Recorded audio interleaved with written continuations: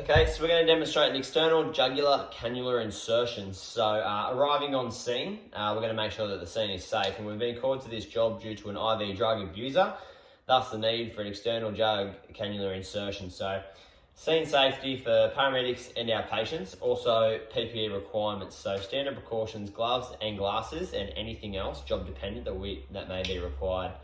We're going to introduce ourselves to the patient, gain consent and explain the procedure, and also make sure that they're positioned appropriately with adequate light so we can have a safe insertion of our external jugular cannula. We're going to get all of our gear ready, make sure we've got everything set up, so our alcohol gauze, our appropriate cannula pending the job required. We're going to need a gauze, make sure our shaft container is in near reach, our securing devices, tachyderms, a one-way valve and a flush. So everything's set up in a sterile field, ready to go. We're going to introduce ourselves to the patient and go ahead. So, hi there, my name's Reese. We're going to need to insert a cannula into your jugular vein to gain IV access to give you some medication. Is that okay with you? Where's that? Just on your neck here. So our external jugular is located here on your neck. So with the position you're in, we're going to have good access to that vein to do that. Is that okay with you? Yeah, alright. Alright, thank you. So, depending the patient whether we need to take cervical spine precautions, we can rotate the head slightly to get better access, which I'm going to do. And I can see that the vein is quite distended here. If the vein isn't distended and it's hard to see, we can tamponade it right near the clavicle or ask the patient to tense their abdominal muscles, which allows for better distension.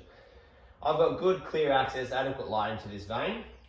All my gear is ready to go, so I'm going to swab the site to maintain sterility in a no-touch technique.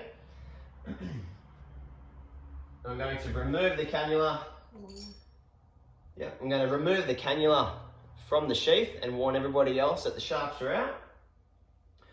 We're then going to clearly identify where we're going to insert the needle and then warn our patient that the procedure is about to start. So actually I'm about to insert this cannula, okay? So just a heads up, I need to stay very, very still.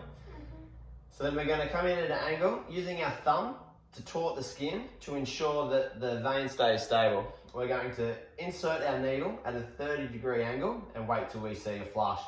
Once we see a flush, we're going to lower the angle of the cannula and progress another 2 to 3 millimeters.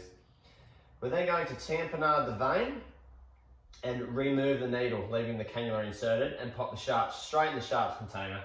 We're going to insert our one-way valve and then flush it to clearly identify whether there's any oedema and we have a patent line. Once we do, we're going to secure the cannula to the patient and note the date and time it was inserted. And that's an external jugular cannula insertion.